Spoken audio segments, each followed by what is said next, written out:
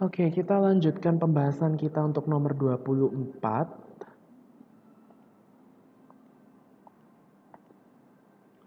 Penambahan sedikit HCl ke dalam campuran NH4OH dan NH4Cl tidak mempengaruhi pH karena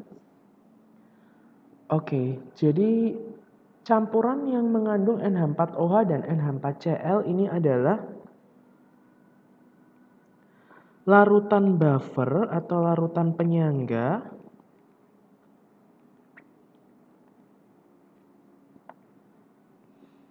yang bersifat basic atau larutan penyangga yang bersifat basa.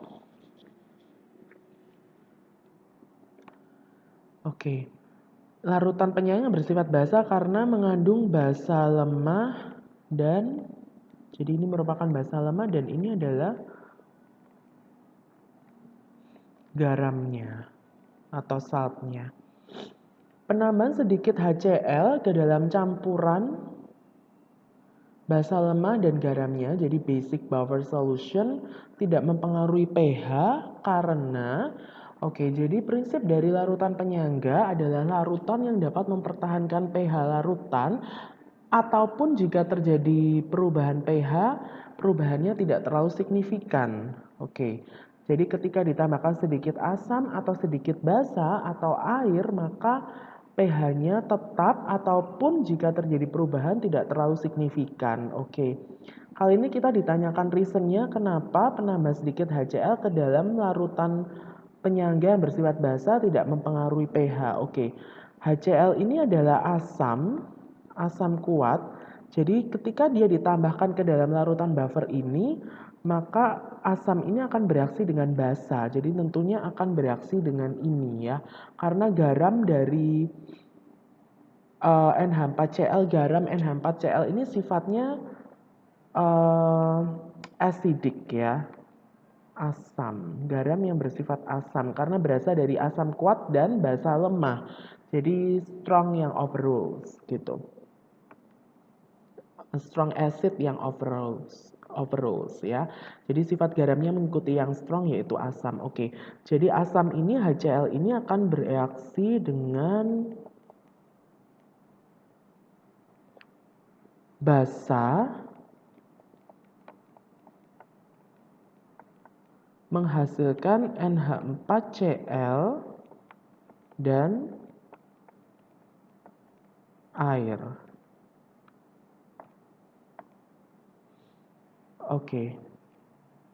Menghasilkan NH4Cl dan air.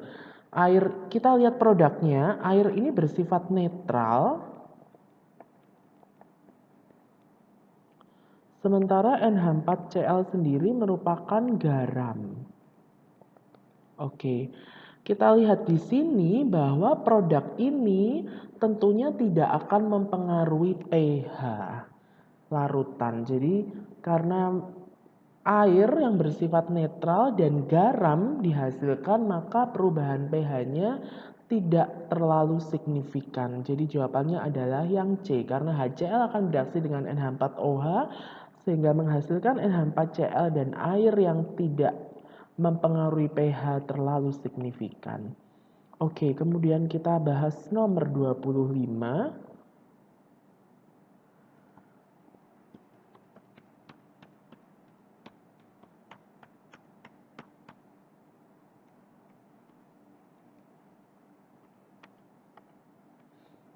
Pada soal nomor 25, dalam V liter larutan dicampurkan 0,2 mol asam asetat dengan natrium asetat sehingga pH larutan sama dengan 4. Jika KaCH3COOH adalah 2 kali 10⁻⁵, jumlah mol natrium asetat adalah jadi asam asetat dan saltnya. Jadi ini merupakan buffer solution yang bersifat asam. Jadi buffer solution yang bersifat asam karena terdiri dari asam lemah dan saltnya. Jadi saya mau cari tahu jumlah mol natrium asetatnya. pH larutannya sama dengan 4. Dari sini kita bisa mencari concentration H plus 10⁻⁴. Ingat pH sama dengan main log concentration H+, sehingga jika pH-nya sama dengan 4, maka H+-nya 10 pangkat min 4.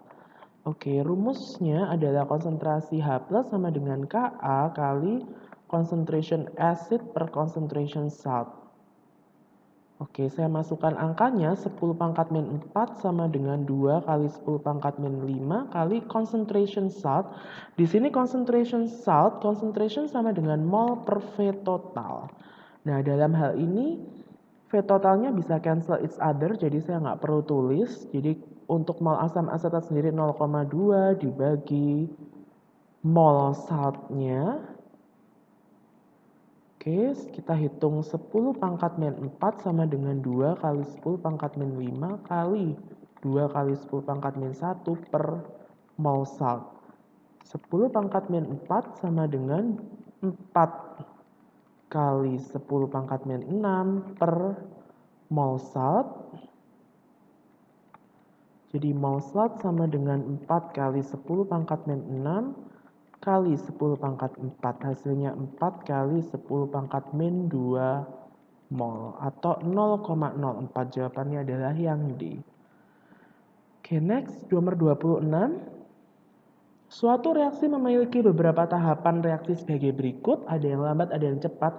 Di sini reaksi yang lambat sebagai RDS atau rate determining step, reaksi penentu order reaksi ya, atau persamaan laju reaksinya. Dan ini overall equation-nya. Dari data reaksi di atas, pernyataan di bawah ini benar kecuali order terhadap NO sama dengan 2 tidak. Jadi sebenarnya sama dengan 1. Order terhadap O2 adalah 1, ya. Order reaksi dipengaruhi koefisien reaksi yang lambat. Ya, betul. Jadi koefisien reaksi reaktannya ya dalam hal ini ya. Oke.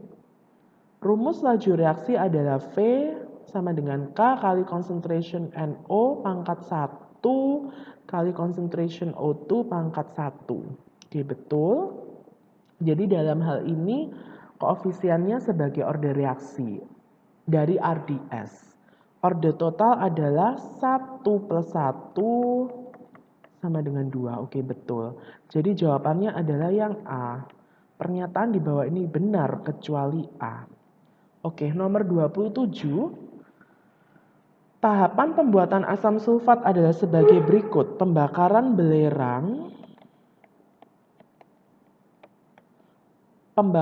belerang dioksida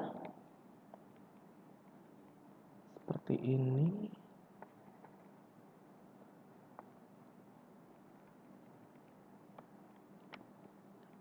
Oke, kita balancekan.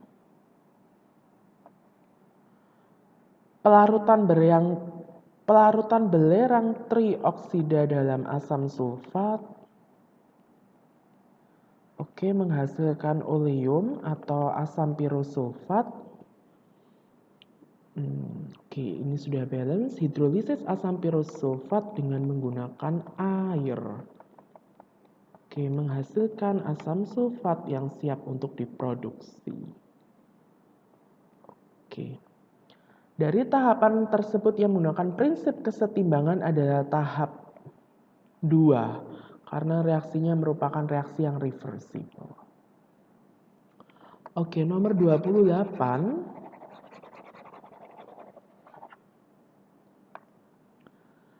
Untuk nomor 28 ada revisi untuk pilihan option C dan E. Jadi tolong diperbaiki. Di bawah ini adalah kondisi optimal pada pembuatan amonia dari gas nitrogen dan oksigen kecuali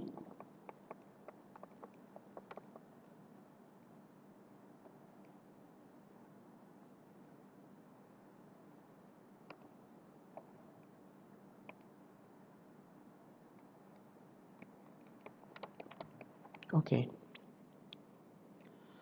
Kondisi optimalnya kita harus ingat suhunya sekitar 450 derajat Celcius, pressure-nya sekitar 200 atm, kemudian kita menggunakan katalis iron. Oke, kita lihat suhu oke, sekitar sekian, tekanan iya, sekitar sekian. Suhu di bawah sekitar suhu 100 derajat Celcius. Oke.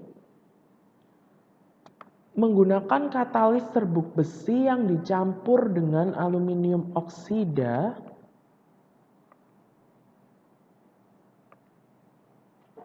Oke, ini betul. Oke, suhu 100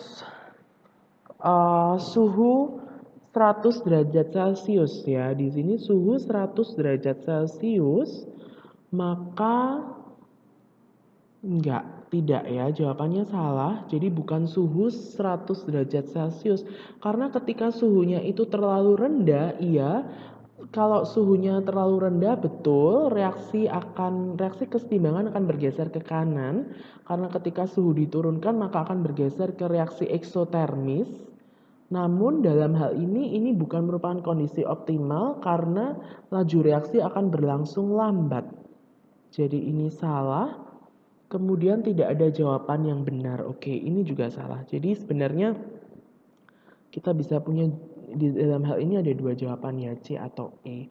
Oke, tidak masalah. Ya. Jadi C dan E ini jawabannya bisa dua ya, tidak masalah. Oke, kita pilih salah satu. Oke, nomor 29, zat-zat di bawah ini yang tergolong koloid adalah. Oke, zat-zat di bawah ini yang tergolong koloid adalah susu. Ya, sirup alkohol 70% merupakan campuran. Bensin iya juga merupakan campuran yang bersifat homogenes ya, homogen. Air sungai keruh campuran yang bersifat heterogen, jadi seperti suspensi. Oke, kita lihat nomor 30. Asap di gedung bioskop terlihat lebih terang akibat terkena sorot lampu proyektor. Oleh karena asap termasuk koloid, maka hal tersebut membuktikan bahwa koloid menunjukkan efek Tyndall. Jadi A jawabannya. Oke, nomor 31. Pada elektrolisis di bawah ini. Oke, elektrolisis. Label yang benar adalah, untuk elektrolisis sendiri, jadi ada anode and cathode. Ingat untuk elektrolisis, yang menempel, yang menuju ke anode adalah anion atau ion negatif. Jadi anode-nya elektroda yang bermuatan positif, sementara yang menuju ke cathode adalah cation, ion yang bersifat positif. Jadi elektroda katoda sendiri adalah negatif. Oke, label yang benar adalah positif W-nya adalah anoda, sedangkan X-nya adalah katoda, dan Y-nya ini merupakan elektrolit. Jadi bisa ini larutan elektrolit. Tidak hanya larutan ya, tapi bisa juga molten atau lelehan. Jadi elektrolit. Jadi bisa saja merupakan molten atau lelehan atau larutan. Oke. Klorin dihasilkan di W di anoda, jadi Cl2.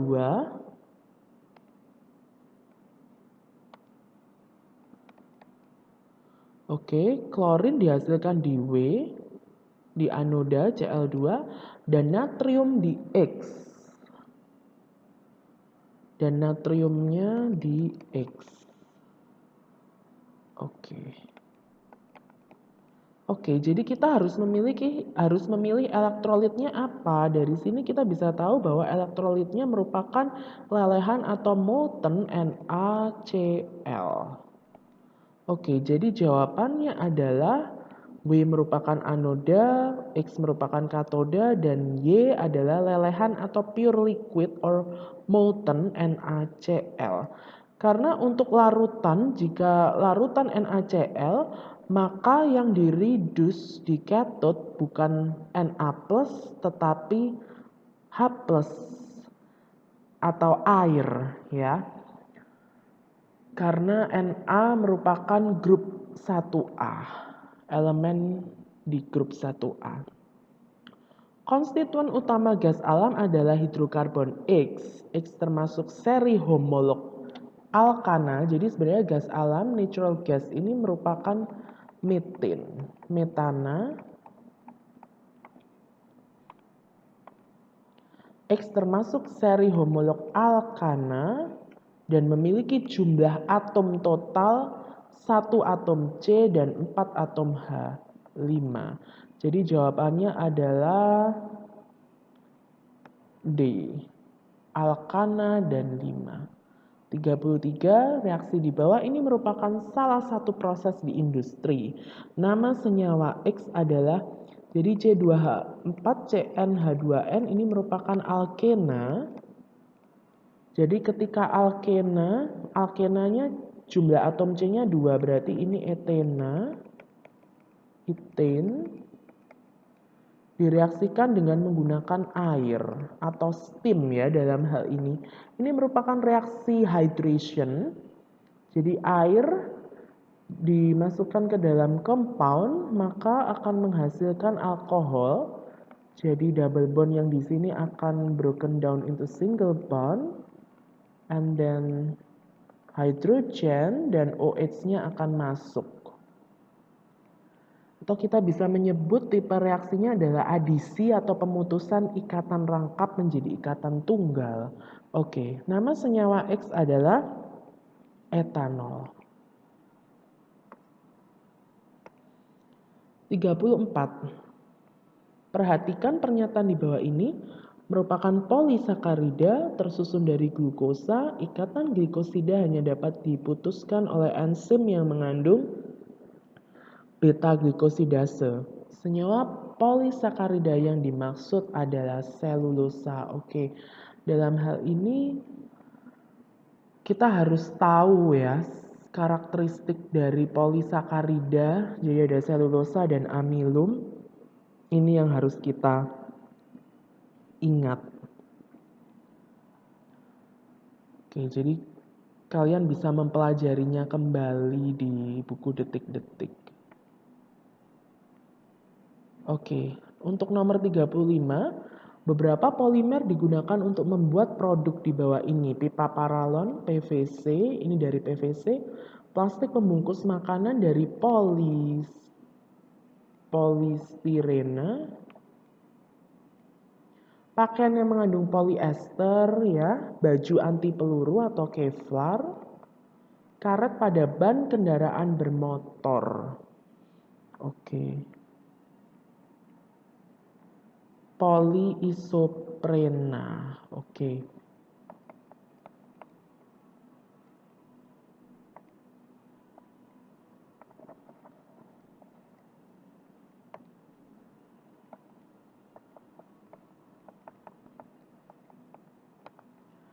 Produk di atas yang terbuat dari monomer dengan menggunakan polimerisasi adisi. Jadi merupakan pemutusan ikatan rangkap. Jadi harus memiliki C double bond C.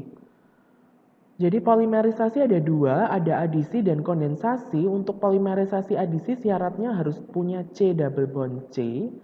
Ya, karena double bond ini akan diputus. Kemudian yang berikutnya adalah polimerisasi kondensasi.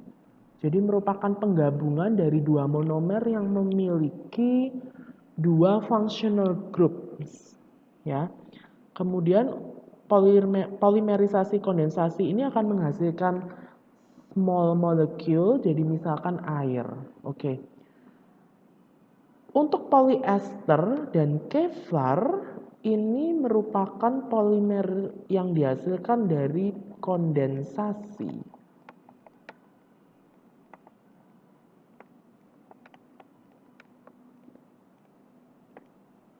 Oke, jadi yang benar adalah PVC nomor 1 polistirena, kemudian polyisoprena 1, 2, dan 5. Jawabannya adalah D. Oke, nomor 36.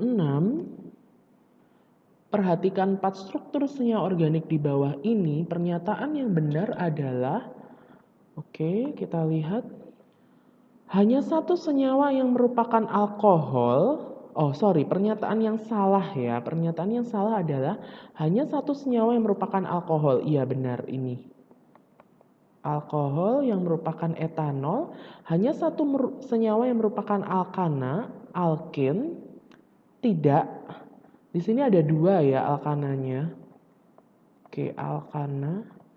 Ingat rumus umum dari alkana adalah CnH2n plus 2. Oke, jadi sebenarnya jawabannya B. Oke, kita lihat CDE. Hanya satu jawaban yang tidak jenuh. Hanya satu senyawa yang tidak jenuh atau unsaturated yang mengandung C double bond C. Iya, hanya satu saja. Terdapat 3 senyawa hidrokarbon. Tidak, hanya ada 2 senyawa hidrokarbon. Tidak ada senyawa alkuna. Jadi ini adalah alkuna. Tidak ada senyawa alkuna. Sorry, ini alkena ya. Ini alkena. Tidak ada senyawa alkuna. Iya, betul. Terdapat 3 senyawa hidrokarbon. Sorry.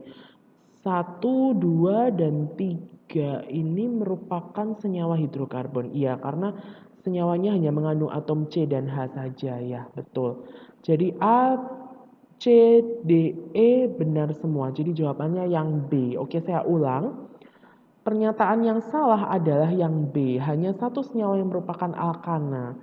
Padahal ada 2 kan. Untuk yang A hanya satu senyawa merupakan alkohol, betul. Ini saja yang mengandung functional group OH. Hanya satu senyawa yang tidak jenuh. Jadi mengandung C double bond C. Unsaturated compound, iya, satu senyawa saja, etena. Terdapat 3 senyawa hidrokarbon, betul, 1, 2, 3, karena senyawa ini, 3 senyawa ini hanya mengandung atom C dan atom H, tidak ada senyawa alkuna, iya betul, alkuna memiliki functional group C triple bonds C.